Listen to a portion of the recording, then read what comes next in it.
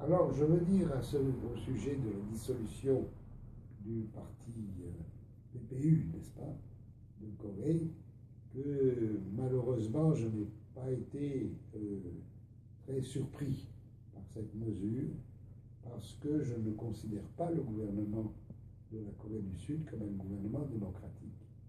C'est un gouvernement qui viole la démocratie tous les jours et qui l'a violée une fois de plus.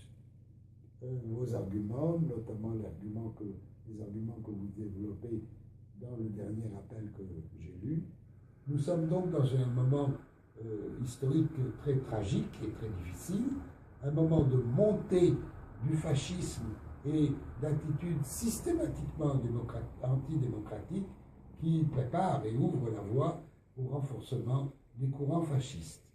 Nous avons cela dans tous les pays du monde et nous avons cela en Corée également.